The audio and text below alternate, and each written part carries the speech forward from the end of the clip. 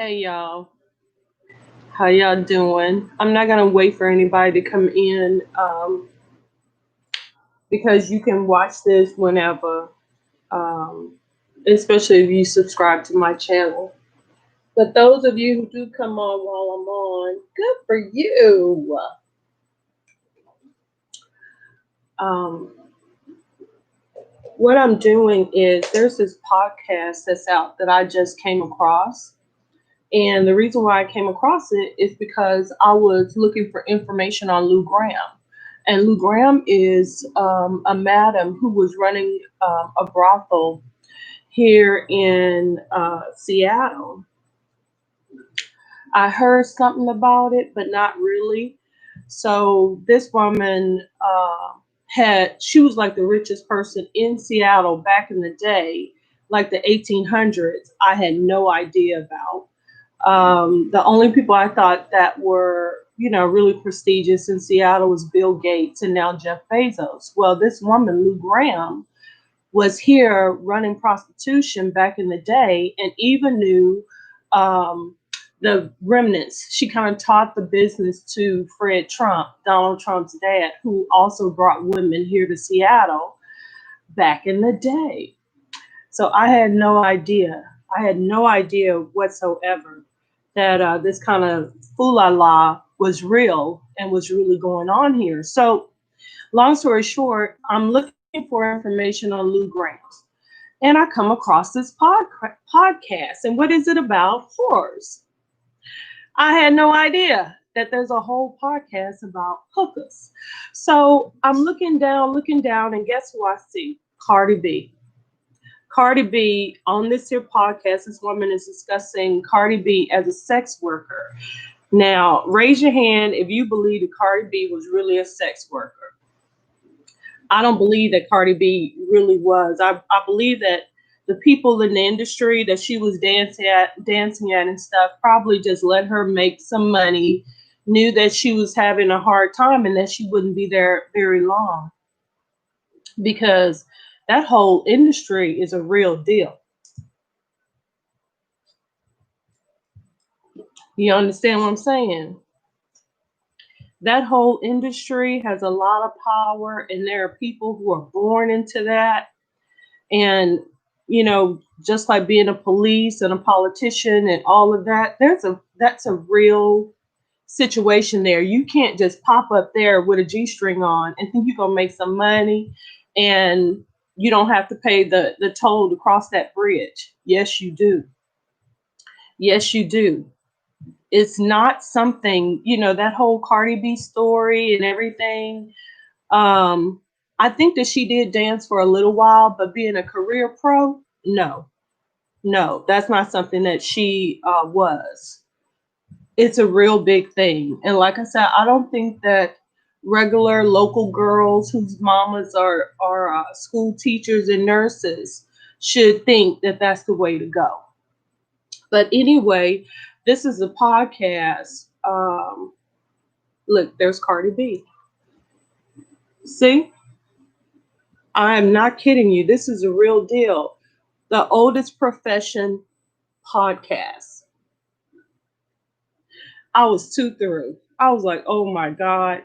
And so the lady who is doing this has, she's a very unattractive lady from Chicago. So I'm like, where'd you dance at? She was probably a prostitute too. I mean, Maya Angelou, who also dabbled in prostitution and was a madam, but she didn't do it forever. The lady that I'm looking for, Lou Graham, she was a pro and a madam, and that's all she did. And I'm really curious about her descendants because I'm pretty sure that they are still linked to that business, because it's not something that just goes away. There's a lot of girls who get killed and get hurt because they think that this thing is just a quick way to make money and all of that. No, it's very dangerous, and there's a lot of things that you have to have set up in order to not become a victim. You know what this is?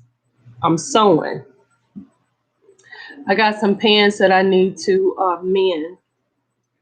So I got them. That's what I was going to do while I listened to the podcast. See, isn't this a nice pair of khakis? I love these. See, and they're by Michael Kors.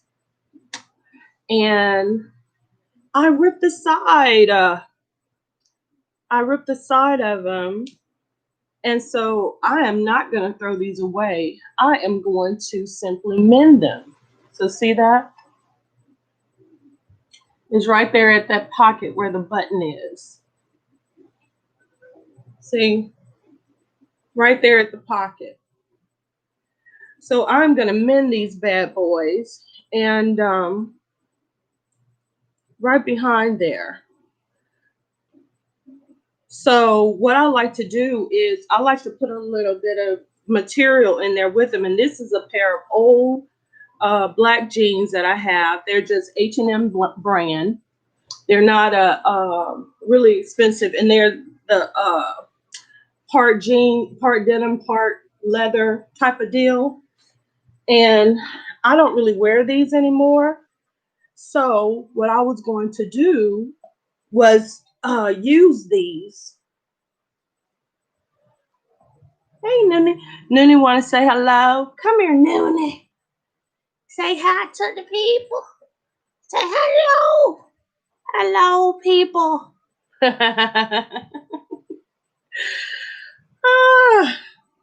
So that's what I was going to do is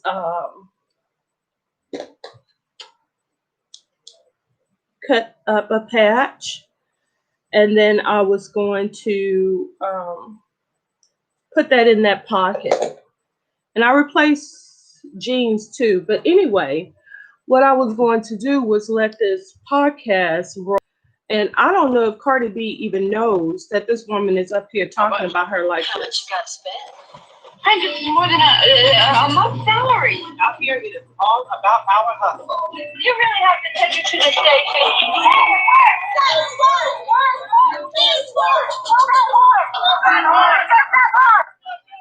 And Cardi B just did WAP too. Welcome back to the oldest profession and a reverent history of audacious whores. Today we are talking about a living legend, Cardi B.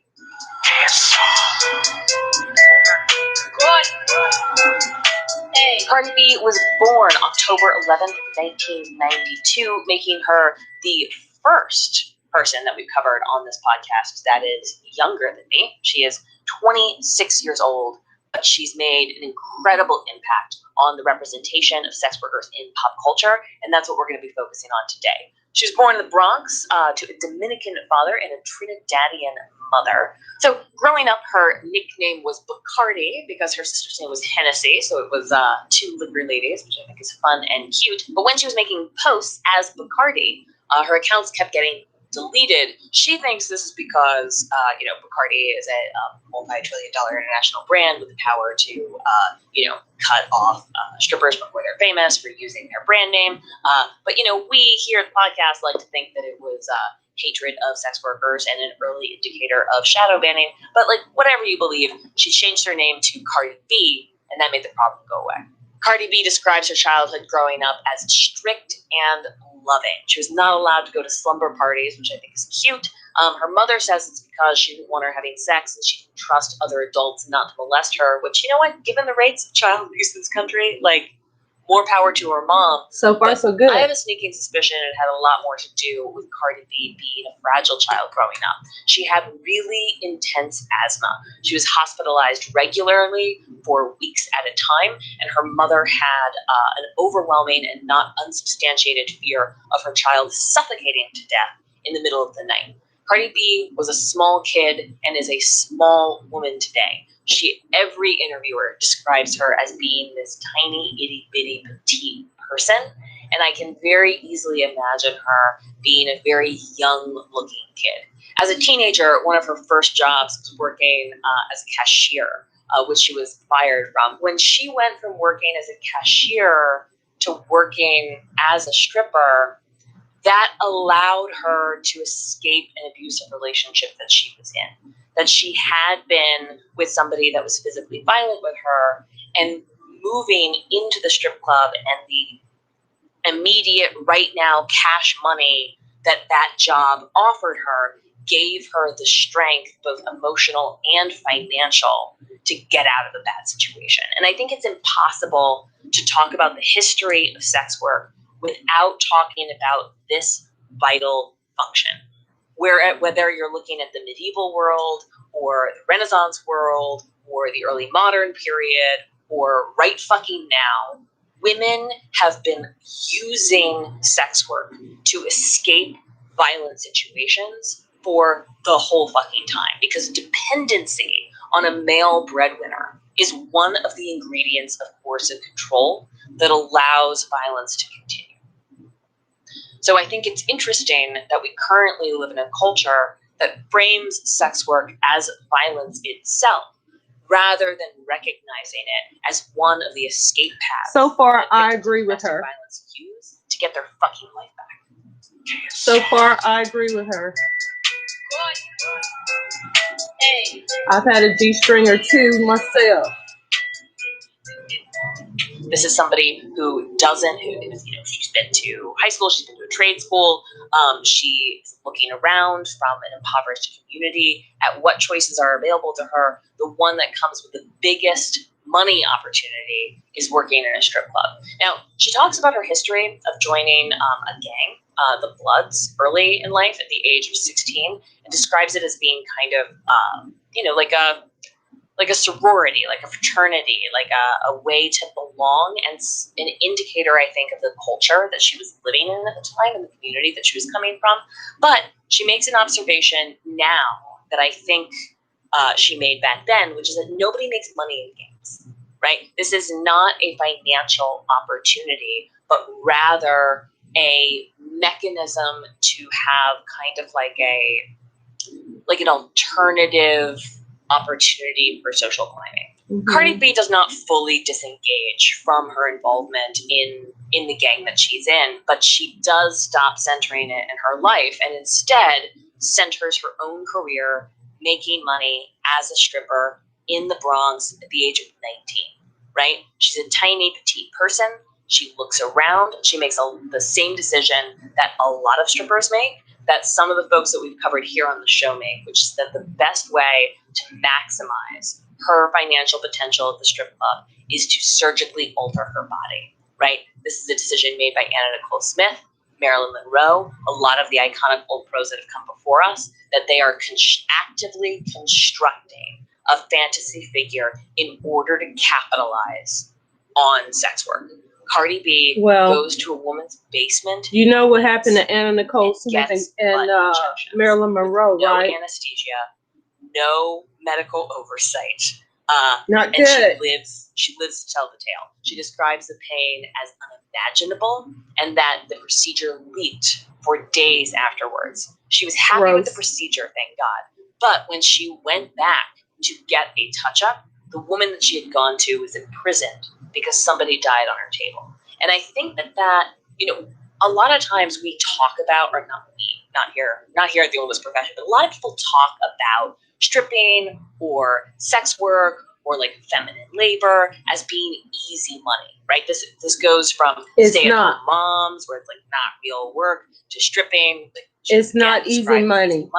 Or, full service sex work is like what you're making money lying on a bed. But I think this moment and the kind of soldiering endurance mentality of taking your life into your own hands, constructing your own reality, and doing what the fuck you have to do. You don't have to do it. In the situation you're in is true of Cardi B, and it's true of every. This is an unattractive woman. And I can definitely tell you, it's not something that you have to do. Being transparently There's always an alternative to taking your clothes off. Is one of the things that makes Cardi B's brand so accessible to not just sex workers, but everyone trying to make it in this capitalist dystopia that we find ourselves in, right? Cardi B works, and unlike so many female megastars that have come before her, she doesn't hide that. She doesn't pretend that's not true. There's no I woke up like this lie coming from Cardi B. Her character, I think she just shaded body, Beyonce. is a construction. She did it on purpose for the explicit intention of making money, which she recognizes unapologetically as the source of all of her power. And I think that that is something that is true in the art that she creates, the choices that she makes, and the inspiration she wants to provide for her audience is go out and get yours. Make no apologies for it and no excuses. I don't think that Cardi Cardi B is saying there that. are lots of It's just what she had to do, capitalistic, what she chose to do. problematic observations we can make about what it means to center money in your life. But I would argue, and this is coming from somebody that this is absolutely true of, is that the choice to not center making money in your life is such a privileged fucking position. How dare you judge somebody disempowered by poverty for going out there and getting theirs? So, Cardi B This woman is a little bit becomes crazy. a successful stripper in her own right. She does what successful strippers And I do, know which crazy. is tour, and she starts to promote herself on Vine and Instagram, making posts about her club appearances and developing quite a following on social media. So Cardi B constructs this fantasy character and begins posting on Vine and on Instagram and develops this incredible following on social media. And I think that this is a moment where we want to talk about charisma, because I think that charisma, especially in performers, especially in old pros, gets in women across the board, gets misconstrued as something else, right? We recognize charisma in male performers, in leaders like Barack Obama is this charismatic person. But when you talk about a female candidate running for office, suddenly like they can either be smart or charismatic, right? And especially when that raw performance power has an element of sexuality in it, it's too easy for us as a culture to dismiss it as something less than the undeniable magic that it is. Cardi B is channeling some Ishtar shit. She becomes, I don't think so, a viral sensation in the early 2012, 2013 era, where the internet is inundated with all kinds of different kinds of people taking their clothes off trying to get attention, all kinds of different kinds of people talking into a camera, and she stands out and becomes kind of like a celebrity of the people, because it's not just her potential male clients. I don't think that this is Ishtar quality appeal. I just believe that Cardi is sincere. She's authentic. She's sincere. And she doesn't try to gloss over anything. That's, I think, it's what gives Cardi B the it factor. She's not phoning it in. It's at strip clubs that are elevating her. It's people all over the internet that's my that can't opinion. take their eyes off her because of that X factor, that star power that is 100% a conscious construction. It is right? not. Like Marilyn Monroe. She was born Marilyn Monroe. Anna Nicole Smith wasn't born Anna Nicole Smith. Cardi B wasn't born Cardi B. These she are actually artists was who are creating a character using sexuality as one this of the woman. many I really ingredients don't that makes agree them with her. An undeniable I really don't. force of nature.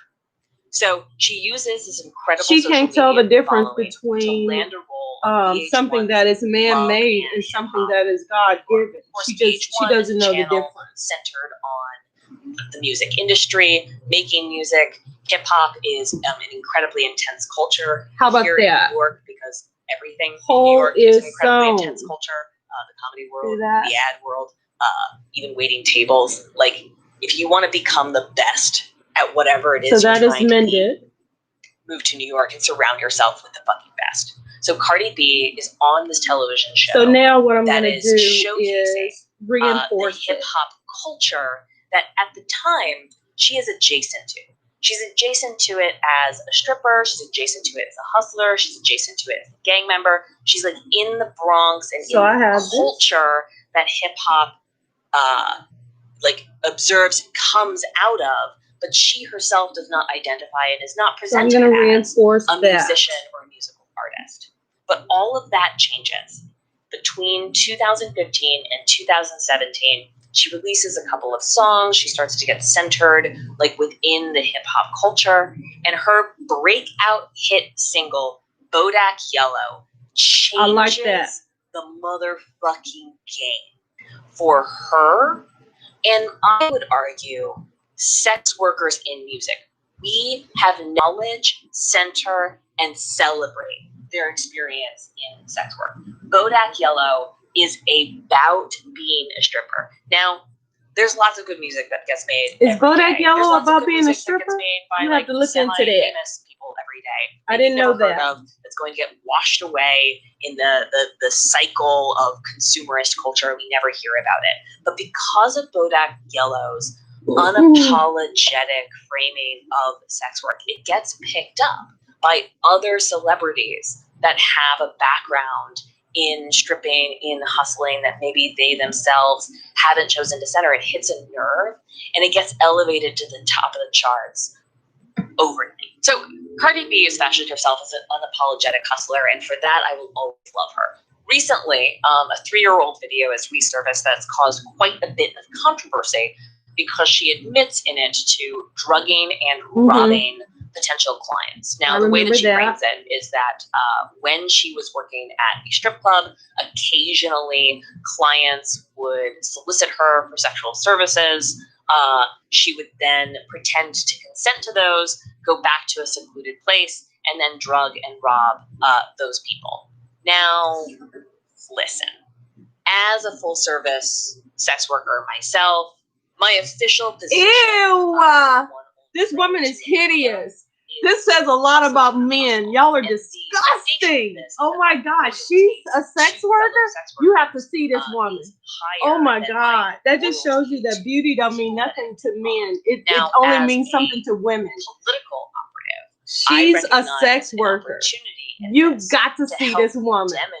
Oh my God. Oh man. Demographic y'all that's nasty. Represented in legislators and y'all nasty. Of demonstrating why decriminalizing might actually be beneficial to dudes Lord have mercy about getting their fucking wallet taken by somebody they were trying to fuck. All right, because if sex work were decriminalized and Cardi B or Mary Jones from a previous episode or other people, I didn't know. This is the first time I'm seeing this here podcast and listening to it, and I just looked to see who this here woman was who was running it. That client could then go to law and I never thought that she was a sex worker herself. Gross. That is not illegal. Please help me retrieve my property, officer of the law.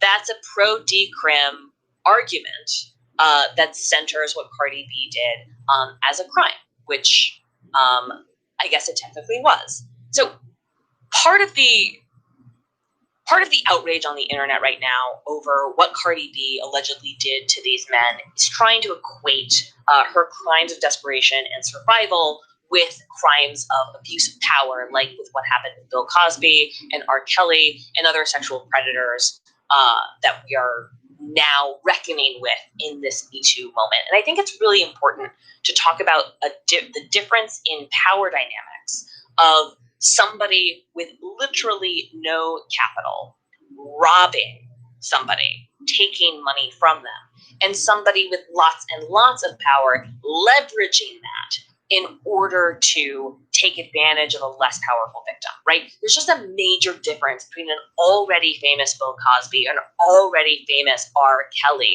taking a young and comparatively powerless girl and using their fame and fortune to compromise their position, to violently take advantage of them, than there is for somebody who is running a huge risk of luring somebody into a situation where they can take their wallet and run. And I think that like the comedic equivalent of this is the difference between punching up and punching down.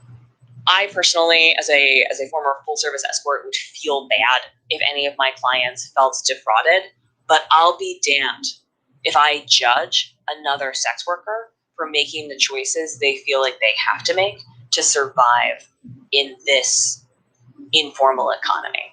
And I would challenge anyone who thinks that they have thoughts about what they would do in a similar situation to go out there and actually get desperate and find out what you're really fucking capable of.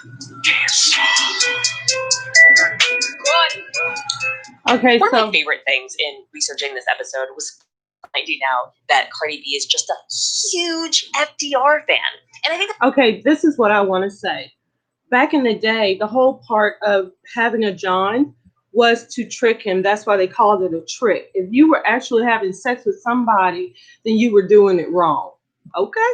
that makes a lot of sense, right? They were both sickly children that both developed a robust life, a robust appetite for life. They're both public figures. When Cardi B talks about FDR, she talks about his polio, she talks about World War II, and then she also talks enthusiastically about his incredible achievement with the New Deal and all of the real life tangible benefits that has given to people in her life, Social Security, the public infrastructure. She's a history buff. She knows her presidents, and she has a pride and a appreciation for American politics that I think is a direct result of her immigrant parents, her incredible success in this capitalist culture, right? She believes that if you work hard, you can get that money. Look, she did it. Cardi B loves this country, and she uses her platform to talk about her political observations that is clearly grounded in irreverent and accessible, deep knowledge of I think this woman history, is in love with Cardi B. Foundational philosophical beliefs like meritocracy. And I think she's in love with Cardi. Her audience in a way that, like, honestly, this podcast aspires to, right? Cardi B's irreverent, deep knowledge of history and the way that she weaponizes that to make just undeniable points is an inspiration to us here at The Oldest Profession. Another pattern I've discovered is that whenever women talk about literally anything, but politics especially, dumb people, especially men, accuse them of just wanting attention. And I think Cardi B makes a really good point here when she says, listen, bitches, if I wanted attention, I'd just post another picture of myself in a thong. These are things I really believe in, and I think you should listen. And I personally think it's admirable that Cardi B is using her platform and taking a political risk that a lot of her pop star peers are too chicken shit to say what she really thinks about political developments in real time. This is somebody who's not checking I ain't gonna say nothing first. Here are some excerpts of Cardi B talking politics on a level that, like, honestly, we aspire to. Hey, y'all, I just want to remind y'all, because it's been a little bit over 3 weeks, okay? It's been a little bit over 3 weeks. Trump is now ordering, as in summoning, federal government workers to go back to work without getting paid. Now, I don't want to hear y'all motherfuckers talking about, but Obama shut down the government for 17 days. Yeah, bitch, for healthcare. So your grandma could check her blood pressure, and you could go check your pussy in the gynecologist with no motherfucking problem. Now, I know a lot of y'all don't care because y'all don't work for the government or y'all probably don't even have a job, but this shit is really fucking serious, bro. This shit is crazy. Like, our country is in a hellhole right now. All for a fucking war. And we really need to take this serious. I feel like we need to take some action. I don't know what type of action, because this is not what I do, but bitch, I'm scared. This is crazy. And I really feel bad for these people that got to go to fucking work to not get motherfucking paid. All I really want to see is done. I don't really need to be any done. All of that bitch need is done.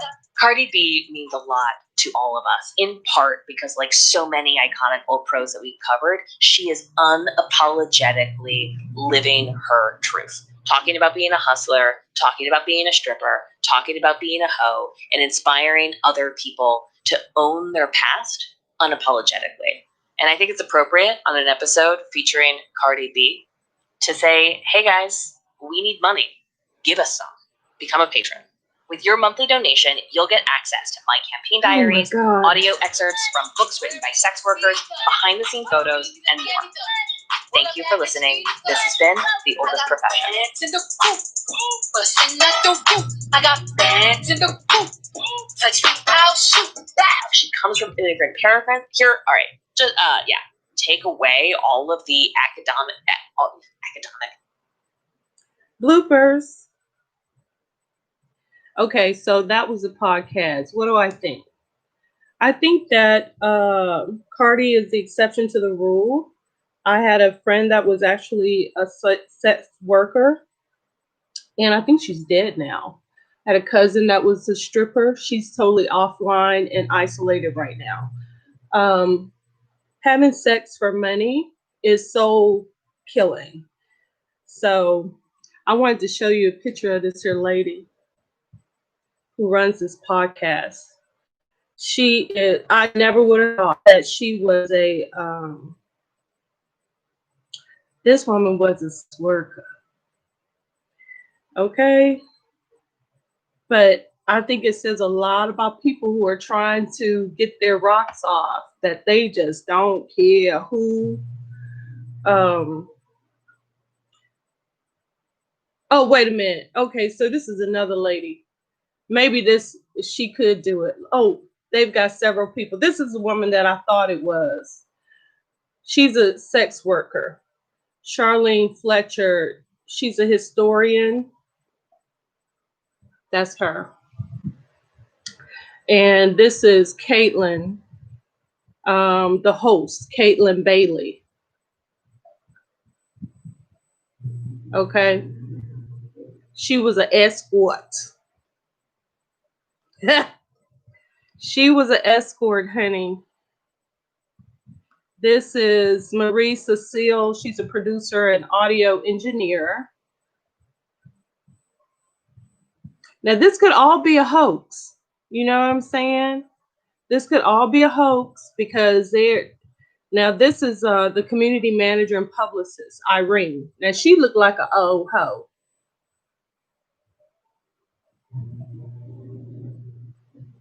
Most of these other ladies do not look like, you know. Leah Moon, designer and developer.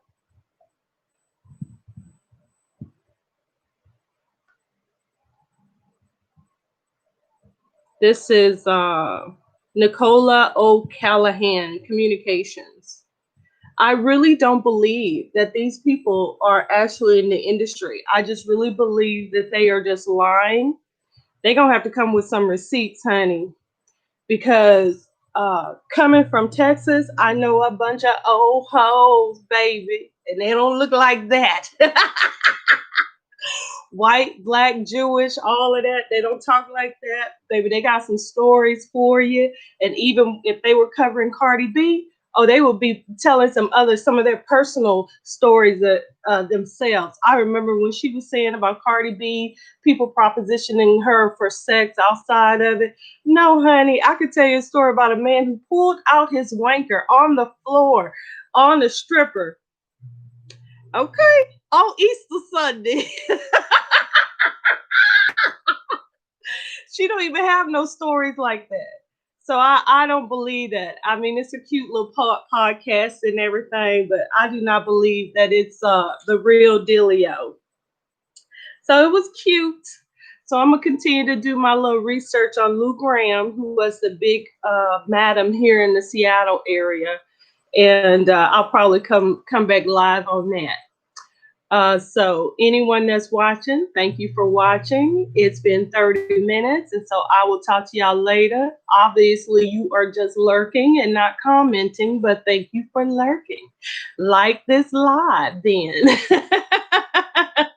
And I will talk to y'all later. I am finished sewing my little hole. and reinforcing it like so. Done and done. All right. Bye. Like this live, share this live, and I will talk to y'all later. Bye.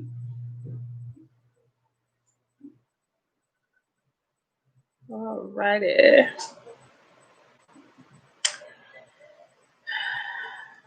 Yes, I'm sure I want to end it